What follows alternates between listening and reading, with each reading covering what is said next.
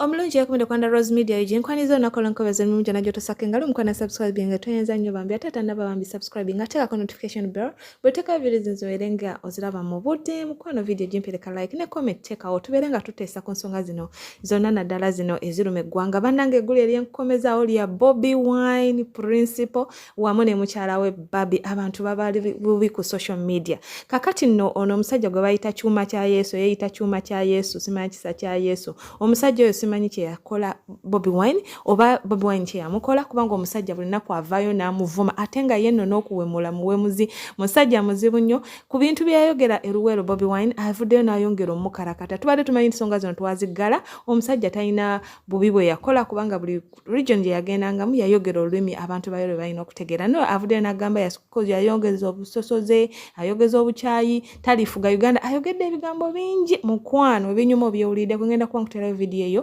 oberengo ogiraba ate ye first lady Barbie Kyagulanyi abantu bamuli bubi olwa speech gye yakoze omanyi gye buvuddeko babadde Canada bakyaliyo bagenda kudda essaawa yonna era twesunza obbaniriza naye speech gye yawaba na Uganda abali diaspora mu Canadian Convention gye babaddemu abantu bamu bavuddeyo ne bagikubamu ebituli bavumye oli bakalakasa oli bagamba ntasanidde kubeera first lady yali alinga atamanyi kyayogera yali ayogera yesesa bannanga bannayuganda bazibu bakalakase Barbie bubi nnyo olwa speech yayogera naye ate era abannayuganda bamu bavuddeyo ne bagamba nedda bana bamukalakala tebamanyi kye boogera kakati n'olutalo luli awo abakkiriza byayogera n'abo bagamba nti yaba disappointing atasanidde kubeera first lady naye mukwano ngenda kuba byonna mbikuteerayo olina okubyerabirako gwe nno weesalirewo oba yali mukyamu mu speech ye oba teyali mukyamu naye nga bino byonna byabwerere bannayuganda tukwatagane tusobole okubeera nga tubeera mu mbeera ennungi mukama omulungi akunkumire mukwano sigala ngola video zino beera bulungi bye embere gwanga Uganda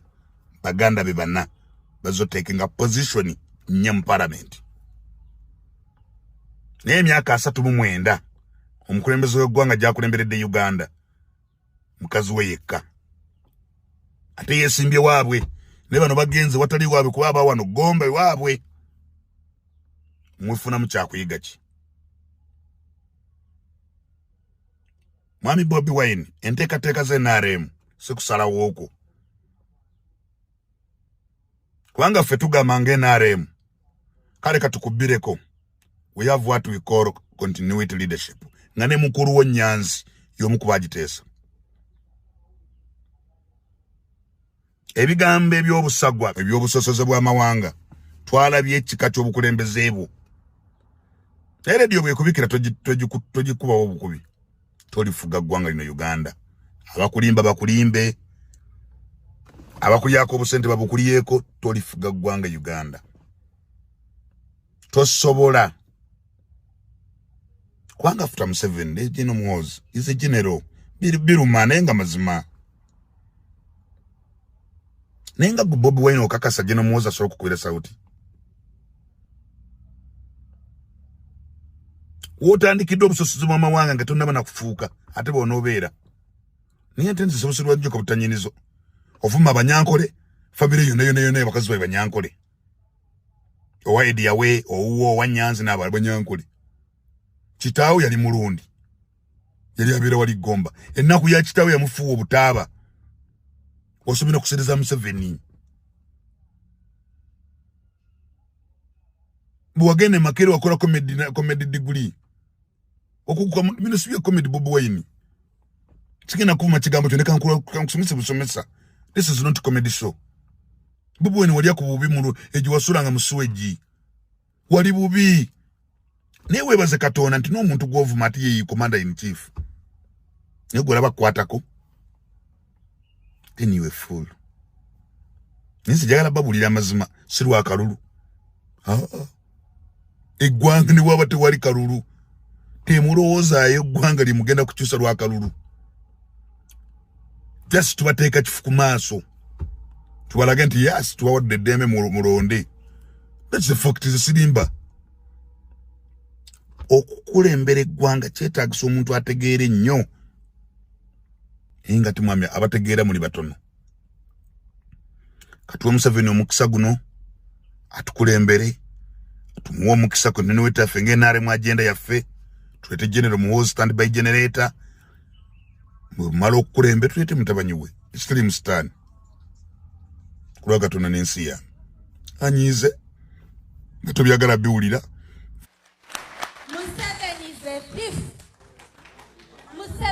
Someone here wants to be our first lady. Ate kimanyi mugenda kumvuma. Omanyi? Tasobola kuba na ntegeera yemu.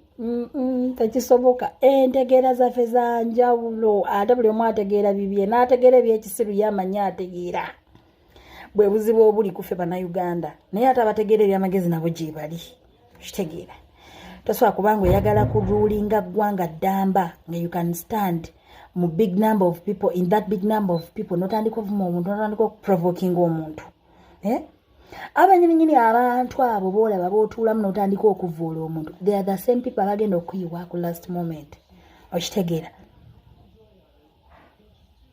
Mrs. Barbie Kyagulanyi wayimiridde mu maaso g'abantu n'owa speech. Very stupid. Very stupid. Ate nga booseka. Nga booseka nga nawe kenyini. Era kyemmanyi oba nga wazeeko ewaka n'otuula. N'owuliriza bye wayogedde. Weesalidde omusango. Nange enseno. Mube yali abbye maama. Gwe nga takubanga. Gwe ng'oli mugagga. Kitegeeza mubba babiri. Kubanga gw'olinnye ennyonyi ku mulembe gwa Museveni. Ogaga walidde ku mulembe gwa Museveni. Olabika oba wasomera ne ku mulembe gwa Museveni. Simanyi kubanga Museveni ayinza okubanga yajja n'akusanga nga baakakuzaala. Osomedde ku mulembe gwe. Bana gwe nga takubanga. Ne bayizawo abantu tutegeera kitono. Abantu bano be mugamba ku ssaawa esembayo nga tukuba wali akalulu. Obwongo bwabwe bujja ne bugamba na yono bwafunidde bw'atyo okulimbalimba ensi. Bw'anaatuula ku ntebe agenda kuba atya. Tagenda kutufumitanga ebiti mu kamwa. Naye bambi mukama ono mulungi. Bambi otegeeredde omusajja wo n'otuuka kumukyayisa. N'omukyayisa kabira zo. Kubanga nawe oli munnaffe munyankole n'otuuka kumutukyayisa. Museveni mubbi. Gwe ng'oli mugaga nga takubbangako. Muba temulina byakwogera. Mufune ebyokwogera mu matize ensi nti musobola ogikolera ebirungi, musobola okukyusakyusa enkulaakulana nkusinga kwono. Ne muleke kumwogerera bibi, gundi mubbi yabbaani. Nsaba mu advising. Struggle yebeere mu kiyungu. Bino ebya struggle byetaagamu obufere bungi. Kwambala ngato ya kilo 8 mbu ate bamenye ebigere. Si bye biri ebyokugatta obutungulu n'ennyanya n'ebijanjalo n'okola akatogo. Kubanga ensabula abaana gye basalubulamu maama Solo, maama Kampala, enkwasiza ekisa n'ennaku. Sisobola kulaba ng'omukazi atyoboola bw'atyo. Oba yabadde alimba, oba yabadde ayigirira speech, oba tamanyi ku debatinga, oba bagenze kufera balina Uganda bweru, mbadde nsaba omukyala tumukwate ng'omukyala. Ali ku kosi 1 bamuyigiriza mpolo bufere. Mbadde nsaba tukitegeere, twekomeko, tusirikeko ekyo nakyo kiyitewo. N'ensabula gye musabulamu maama Solo emenya amateeka. Toyinza kulangira mukazi na kumuvuma na kumulengeza bwotyo. Baana mmwe mwakulawulira wamu abatawa maama Solo kitiibwa. Maama Kampala ne mumuvoola mutyo mbu speech yawadde za P1.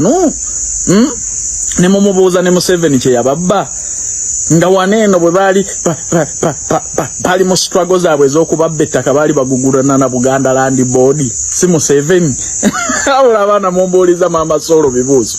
Abalage Museveni kye yababbako. Nga ne One Love Beach Busaabala ekola emikolo n'embaga era kamba kubira akalango. Oba oyagala mikolo n'embaga kiri ekifo bakiyooyoota. Business mukola business kyeza ateeka sente. Ekifo bakiteeka mu billion 10. Kiri One Love Beach Busaabala. Bwe boyina omukolo n'embaga twala eri ebimuli ebirungi babijja bweru. Babijja Germany ne wootuula obutuuzi bwoti akatebe otuula ka million 10. Abaana balina obusungu kuba balina evidence nti muli mu bufere bwa struggle.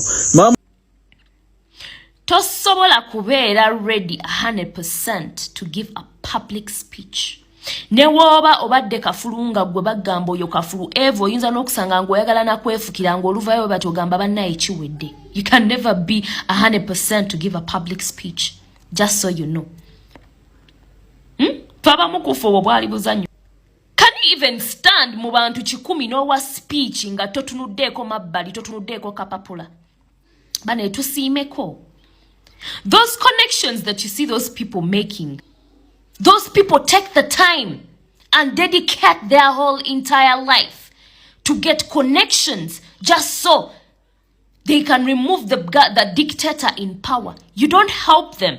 And once they are there, you're able to criticize them. Who do you think they are talking to? How do you know? What were the procedures they made? Okubera nga bafuna connections baba bafunye. Omulabi ayogera nani? Panna yetuebereremu. And here, this girl had the audacity to say, this woman, I'm sorry to say, this woman had the audacity to say, Mbu, instead of okogera ku birungi Museveni byakoze, you're just airing out only the bad things. They are there to decampaign the dictator in power.